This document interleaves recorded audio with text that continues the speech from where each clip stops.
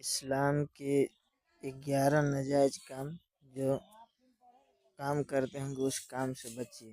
देखिए इस वीडियो में पूरा बने रहें। दोस्तों, आज के इस वीडियो में हम आपको 11 ऐसे बिजनेस के बारे में बताने वाले हैं, 11 ऐसे काम के बारे में बताने वाले हैं जो इस्लाम में सख्त हराम और नाजायज़ हैं। यानी कि इस्लाम में इन 11 बिजनेस को करना सख्त मना है।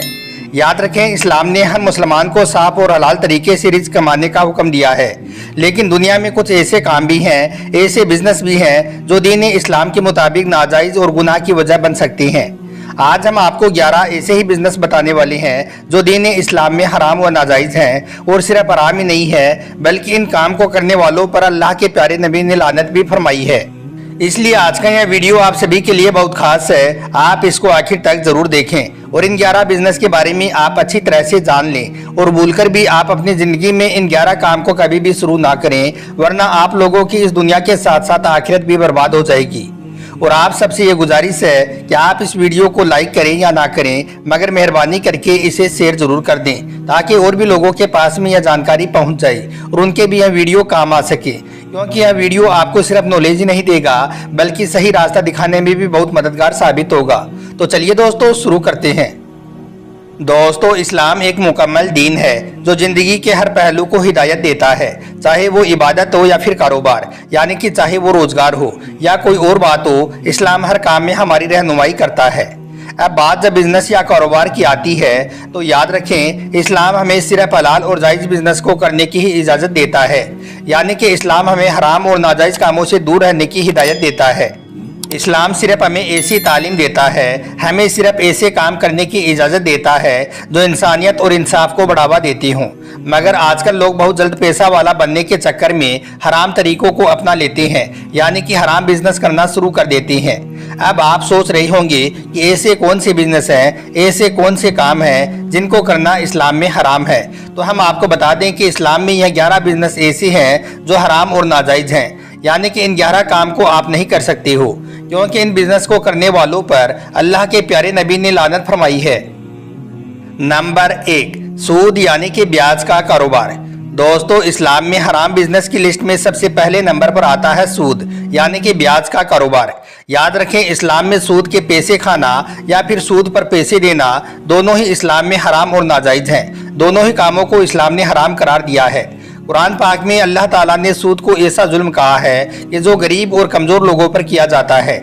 मगर आज के दौर में तो बहुत से मुसलमान इस हराम बिजनेस से जुड़ चुके हैं और सूद का पैसा कमा रही हैं और अपने बच्चों को खिला रही हैं। लेकिन याद रखें, ब्याज पर पैसे देना और ब्याज के पैसे खाना इस्लाम के असूलों के खिलाफ है। और यही नहीं, सूद का कारोबार करने वालों पर अल्लाह के प्यारे नबी ने लानत भी फरमाई है।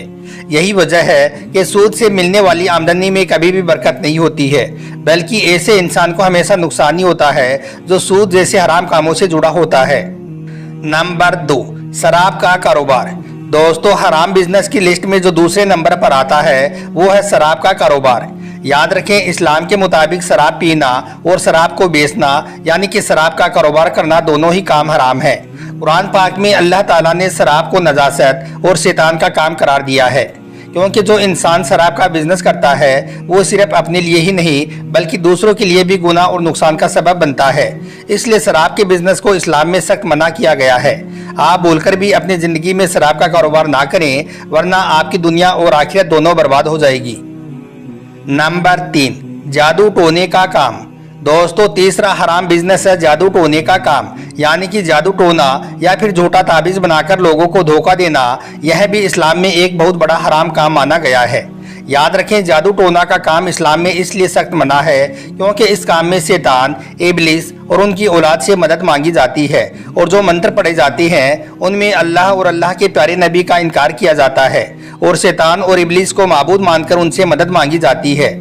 तो अब आप जरा सोचिए कि जिस काम में शैतान से मदद मांगी जाती हो वो काम इस्लाम में कितना बड़ा गुनाह होगा। इसलिए इस काम को इस्लाम में हराम करार दिया है। इस काम को भी आप कभी ना करें। नंबर 4, हराम चीजों की तिजारत करना। दोस्तों, हराम बिजनेस की लिस्ट में चौथे नंबर पर आता है हराम चीजों की तिजारत करना, जैसे कि हराम खाना, सुअर का गोश्त या फिर कोई ऐसी चीज जो इस्लाम में हराम हो। ऐसी चीजों का बिजनेस करना भी इस्लाम में हराम और नाजायज है। कुरान पाक में अल्लाह ताला ने सुअर को नजस और पाक चीज़ों का अपोजिट करार दिया है। इसलिए याद रखें, जो मुसलमान हराम चीज़ों का बिजनेस करता है, हराम चीज़ों की तिजारत करता है, वो ना सिर्फ अपने लिए गुनाह लिखवाता है बल्कि दूसरे लोगों को भी गलत और हराम चीज़ बेचकर उनका भी नुकसान पहुंचा रहा होता है। इसलिए इस्लाम में ऐसा काम करना भी सख्त हराम और नाजायज़ है। नंबर 5, चोरी का काम करना। दोस्तों 5वें नंबर पर आता है चोरी का काम, यानी कि गैर जायज़ तरीके से, गलत तरीके से किसी और का माल हासिल करना। याद रखें, इस्लाम में चोरी का काम करना भी सख्त हराम और नाजायज़ है। इसके अलावा जो लोग चोरी का माल बेचते हैं और जो लोग चोरी का माल खरीदते हैं, यह दोनों ही गैर जायज़ तरीकों का बिजनेस करते हैं। यह दोनों ही अल्लाह के हुक्म को तोड़ रहे होते हैं। याद रखें, चोरी का बिजनेस करना सिर्फ एक गुनाह ही नहीं है बल्कि यह इंसानियत और ईमान के खिलाफ भी है। इसलिए आप कभी भी भूलकर चोरी जैसा हराम काम भी ना करें, वरना आप लोगों की दुनिया के साथ साथ आखिरत भी बर्बाद हो जाएगी। नंबर 6, किसी के कत्ल की सुपारी लेना। दोस्तों किसी के कत्ल की सुपारी लेना यानी कि पैसे लेकर किसी बेगुनाह का कत्ल करना, पैसों के लालच में आकर किसी बेकसूर इंसान का कत्ल करना, यह भी इस्लाम में सबसे बड़ा गुनाह का काम है। यानी कि यह बिजनेस करना, ऐसा काम करना भी इस्लाम में सख्त हराम और नाजायज है। कुरान और हदीस दोनों में कत्ल को इंसानियत का दुश्मन और जुल्म करार दिया है और फरमाया गया है कि जिस शख्स ने एक बेगुनाह का कत्ल किया तो गोया कि उसने पूरी इंसानियत का कत्ल कर दिया। इसलिए आप इस काम को भी कभी ना करें, पैसों के लालच में आकर किसी बेगुनाह का कभी भी कोई कत्ल ना करें। नंबर 7, धोखाधड़ी और फ्रॉड का बिजनेस। दोस्तों 7वें नंबर पर आता है फ्रॉड का बिजनेस, यानी कि इस्लाम में किसी को धोखा देना या फिर किसी के साथ फ्रॉड करना, यह भी जायज़ नहीं हो सकता है। यह काम भी इस्लाम में सख्त हराम है। इसका मतलब यह है कि जो लोग गलत चीज़ को सही बताकर बेचती हैं या झूठी मार्केटिंग करके लोगों को गुमराह करती हैं, ऐसे लोग इस्लाम के असूलों के खिलाफ काम कर रही होती हैं। अल्लाह ताला ने कुरान पाक में फरमाया है कि धोखेबाज लोग कभी भी भलाई नहीं पा सकते हैं। इसलिए आप कभी भी धोखाधड़ी वाला बिजनेस भी ना करें, वरना आप बर्बाद हो जाओगे। नंबर 8, पैसे लेकर झूठी गवाही देना। दोस्तों 8वें नंबर पर हराम काम आता है पैसे लेकर झूठी गवाही देना।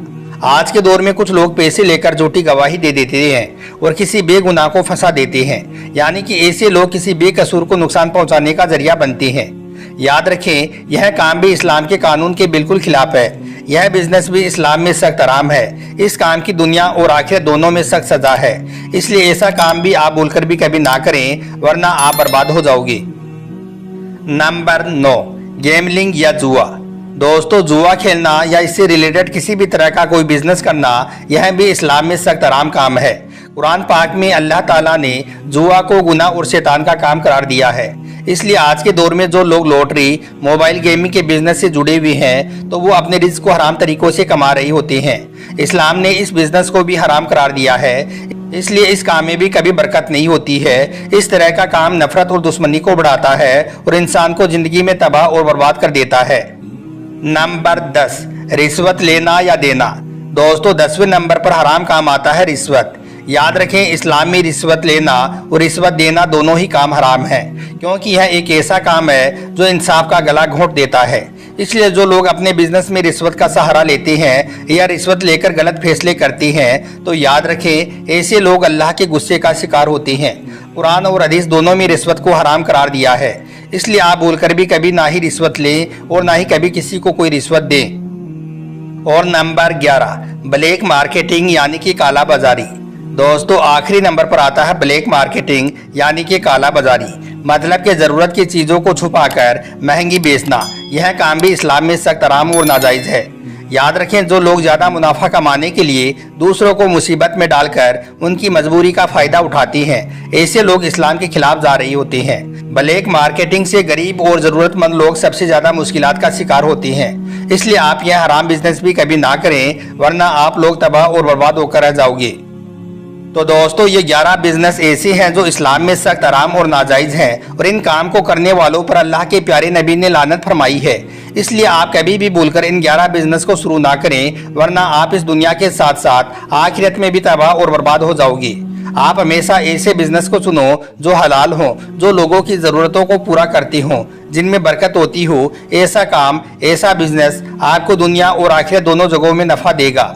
आखिर में अल्लाह ताला से दुआ है कि अल्लाह पाक हम सबको हराम कामों से दूर रखे और हलाल कारोबार करने की तौफीक अता फरमाई और हर मोमिन भाई के हलाल कारोबार में खूब बरकत अता फरमाई।